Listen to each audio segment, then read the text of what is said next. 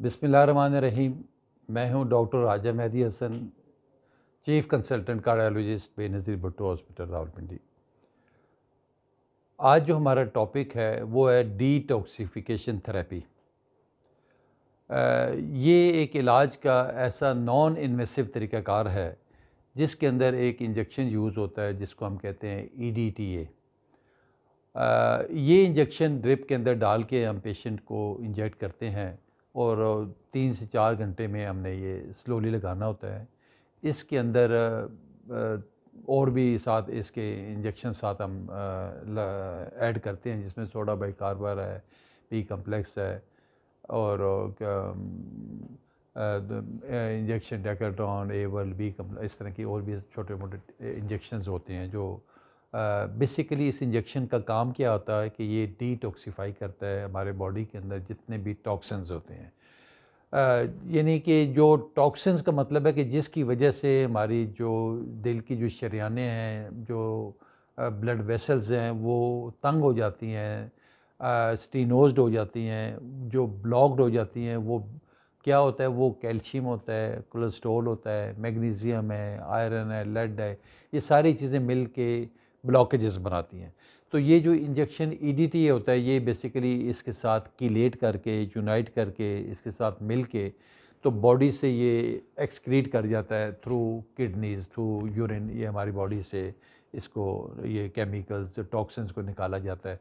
जितने भी जहरीले मादे हैं, ये जो मैंने अब जिक्र किया, कैल्शियम, मैग्नीशियम, आयरन वगैरह, इन सब को ये जहरीले मादे के साथ इंजेक्शन मिल के तो बॉडी से इसको अखराज कर दिया जाता है। और जो हमारी दिल की शरियानें हैं जो 80-90% तक ब्लॉक हों या इवन बाद 100% तक भी ब्लॉक होते, वो 30 से 40% तक वो खुल जाती हैं। तो आम तौर पे मरीज़ों को काफ़ी रिलीफ़ मिलता है। जो मरीज़ों के जो एंजाइना जो है वो ऑलमोस्ट ख़त्म हो जाता है। मरीज़ के जो डिस्निया होता है, सांस फूलना, घबराहट, दिल की धड़कन तेज़ होना, और ये सारी चीज़ें वो हैं जो मुख्तलिफ़ जो अलामात होते हैं। इवन जो सीने में दर्द होता है सख्त किस्म का, वो भी ख़त्म हो जाता है। तो इस जो ट्रीटमेंट है इसको कहते हैं डिटॉक्सिफिकेशन थेरेपी। और साथ साथ हमने जो पेशेंट की काउंसलिंग भी करनी है, मरीज़ की साइकोथेरेपी भी करनी है, और इससे बढ़ के जो मरीज़ की जो डाइटरी रिस्ट्रिक्शंस हैं, यानी जिसकी वजह से कोलेस्ट्रॉल के जो ब्लॉकेजेस बनते हैं वो भी हमने उसको भी साथ रोकना है। क्योंकि देखिए इलाज उस वक्त तक मुकम्मल होता है जब तक कहते हैं इट्स अ टू वेट। कुछ हम करेंगे, डिटॉक्सिफाई करेंगे, बाकी कुछ आपने अपने डाइट के ज़रिए इसको कंट्रोल करना है ताकि बॉडी के अंदर मज़ीद ब्लॉकेज ना बन सके। वो कि क्या तरीके है ब्लॉकेजेस को कंट्रोल करने का, उसमें सबसे बढ़ के आपके जो हमारे खाने में सुबह से लेकर रात तक हम घी और ऑयल यूज़ करते हैं। ये मतलब आप सुबह नाश्तों से लेके सुबह जो लोग शौकीन हैं हमारे नहारियाँ और अंडे फ्राई और साथ आमलेट और कोई सीरी पाए के भी शौकीन होते हैं, पराठे और हर किस्म के आलू वाले और कीमे वाले पराठे और लस्सियाँ और इस सारी चीज़ों को हमने कंट्रोल करना है। यानी हर चीज़ में आपका घी ऑयल यूज़ होता है, इसको रिस्ट्रिक्ट करना है। दोपहर को देखें तो हम कोई पिज़्ज़ाज़, बर्गर्स, हर एक में रेड मीट और जो आपका चीज़, मक्खन, मलाई, ये सारी चीज़ें इस्तेमाल होती हैं, इनको भी रिस्ट्रिक्ट करना है। और रात को देखें तो लोग हमारे वो जो कढ़ाई गोश्त और शिनवारी और मुख्तलिफ़ जो बीफ और इस तरह की चीज़ें सारी यूज़ होती हैं, सारी ये कोलेस्ट्रॉल रिच होती हैं। तो ज़ाहिर है जब तक आप प्रॉपर डाइट कंट्रोल नहीं करेंगे उस वक्त तक आपके ट्रीटमेंट, कोई भी ट्रीटमेंट है, इवन आप बाईपास कराते हैं, एंजियोप्लास्टी कराते हैं, जब तक ये रिस्ट्रिक्ट नहीं करेंगे तो आपका ये दोबारा ब्लॉकेजेस बनने का चांस रहता है।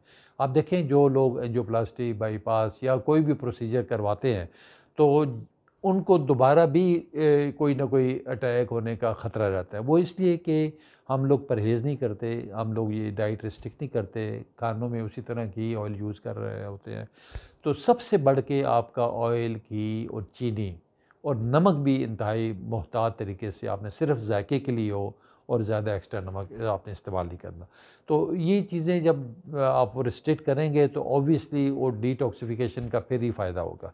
तो डिटॉक्सिफिकेशन हम स्टेप वाइज़ करते हैं, तो कम से कम 6 to 8 सेशंस उसमें दरकार होते हैं। बाद औक़ात हम ट्वाइस अ वीक या थ्राइस अ वीक भी हम कर लेते हैं। जो दूर से पेशेंट आते हैं उनका हम वंस अ वीक भी करते हैं। तो 6 से 8 सेशन हमें दरकार होते हैं, उसमें काफ़ी हद तक मरीज़ की इम्प्रूवमेंट होती है। साथ लेकिन मेडिसिन भी आपने जो वो भी हम एडजस्ट करते हैं, एलोपैथिक मेडिसिन ही होती है सारी ये, एंटी एंजाइनल, कोई कोलेस्ट्रॉल को कम करने वाली मेडिसिन भी देनी पड़ती है, एंजाइना वाली भी, और साथ जो एंटी प्लेटलेट मेडिसिन है और कोलेस्ट्रॉल कम करने, ये सारी मेडिसिन भी आपको उसी तरह हमने, लेकिन विद प्रिकॉशंस और सारी चीज़ें सेट करके according to your body need and जो रिक्वायरमेंट होती है उसके मुताबिक आपको ये सारी चीज़ें हमें बतानी होती है। तो इसको आजमाइश शर्त है। आप बेशक जो ऐसे पेशेंट जो रिलेक्टेंट हो बाईपास से एंजियोप्लास्टी या कोई भी प्रोसीजर कराने से, वो एक दफ़ा हमारे पास तशरीफ़ लाएँ, इंशाअल्लाह ताला आप देखेंगे उनको रिलीफ़ मिलेगा। ये मेरे पास सैकड़ों के हिसाब से मरीज़ ऑल ओवर पाकिस्तान आते हैं, कराची से लेके खैबर तक और लाहौर, बड़े-बड़े जितने भी शहर हैं वहाँ से हमारे पास पेशेंट आते हैं और लोगों को रिलीफ़ मिल रहा है।